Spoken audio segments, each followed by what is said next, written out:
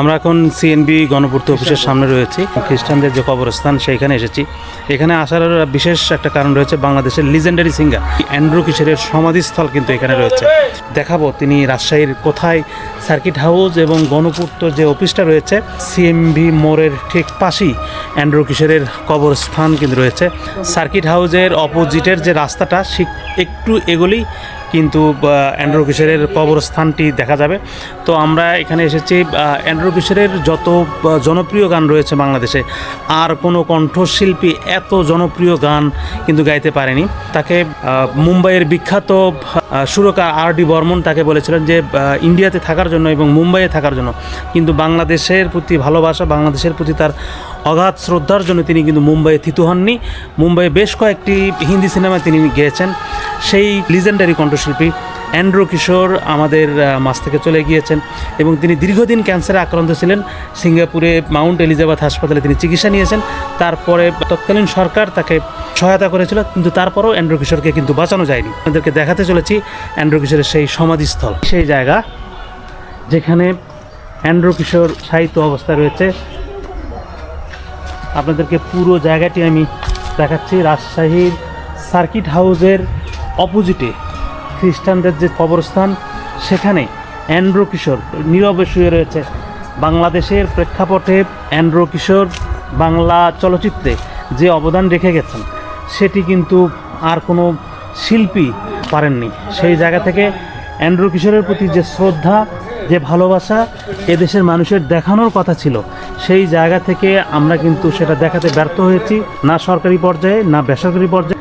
রাজশাহীর মানুষ হয়তোবা তাকে যথাযথ শ্রদ্ধায় তার নাম স্মরণ করে, কিন্তু বাংলাদেশের অন্য ক্ষেত্রে তাকে কিন্তু সরকারি পর্যায়ে থেকে আমরা কিন্তু তাকে সেই সম্মানটুকু দেখাতে পারিনি।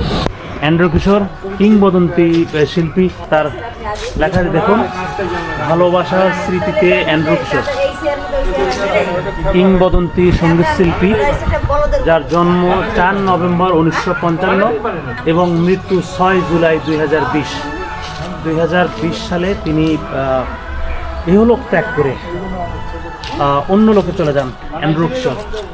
দেখুন বিখ্যাত শিল্পী অ্যান্ড্রু কিশোর।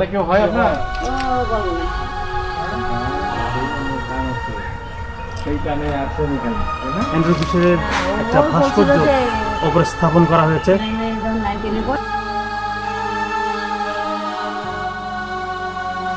অ্যান্ড্রু কিশোর মারা যাওয়ার কয়েক বছর আগে এই জায়গাটিতে এসেছিলেন তার বোনের হাজবেন্ডকে নিয়ে।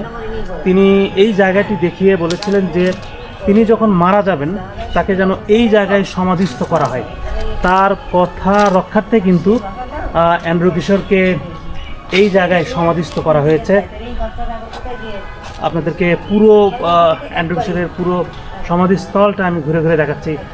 বাংলা চলচ্চিত্রের প্লেব্যাক সম্রাট, এবং আমাদের মাঝে এমন কোনো মানুষকে খুঁজে পাওয়া যাবে না যে অ্যান্ড্রু কিশোরের গান একবার হলেও গুনগুনিয়ে গায়নি। তো সেই কিংবদন্তি শিল্পী অ্যান্ড্রু কিশোরের কবরস্থানে আমরা এসেছি।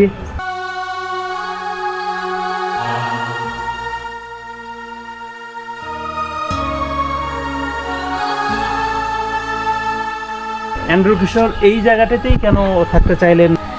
তবে ওনার ভগ্নিপতি মারা গেছে আজ প্রায় 1.5 মাস হয়।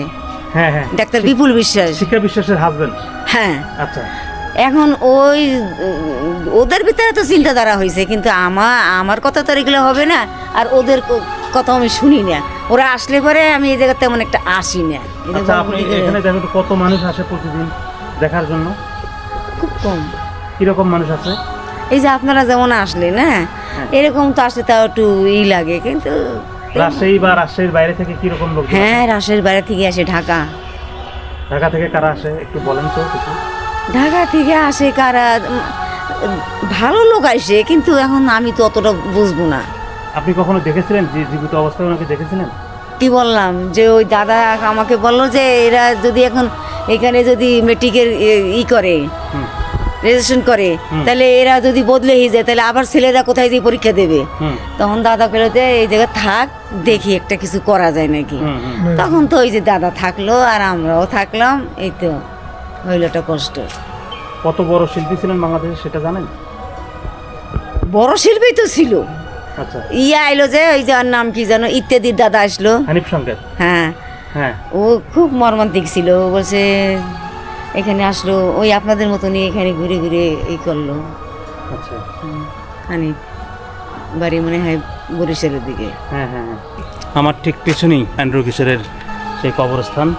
আমরা আসলে ঘুরে ঘুরে দেখলাম যে বাংলাদেশের কিংবদন্তি শিল্পী, যাকে নিয়ে গবেষণা হতে পারতো, যাকে নিয়ে একটা ইনস্টিটিউট হতে পারতো রাজশাহীতে, যার নামে অনেক বড় কিছু হতে পারতো, অথচ খুব একটা যে কিছু হয়েছে তার নামে আসলে সেটা বলা যাচ্ছে না। এত বড় মাপের শিল্পী তিনি ছিলেন। সেই অ্যান্ড্রু কিশোরের সমাধিস্থলে কিন্তু আমার ঠিক পিছনেই দেখতে পাচ্ছেন তার সমাধিস্থল। যেভাবে তিনি মানুষকে আনন্দিত করেছেন, তার গানে জীবনের কথা, তার গানে মানুষের কথা, ভালোবাসার কথা মানে উঠে এসেছে, সেটি অসাধারণ, অবিশ্বাস্য। এবং এ ধরনের কণ্ঠশিল্পী কখনো মরে না, তারা আসলে যুগ যুগ ধরে বেঁচে থাকে।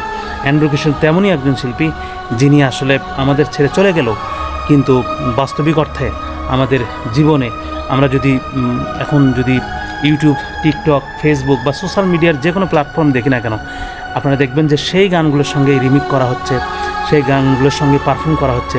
তার মানে কি, অ্যান্ড্রু কিশোর মরেনি এবং তিনি আমাদের মাঝে এখনও বেঁচে রয়েছেন। তিনি যেন ওপারেও ভালো থাকেন, সেই কামনাটাই করবেন। আজ এ পর্যন্তই, ভালো থাকবেন। আল্লাহ হাফেজ।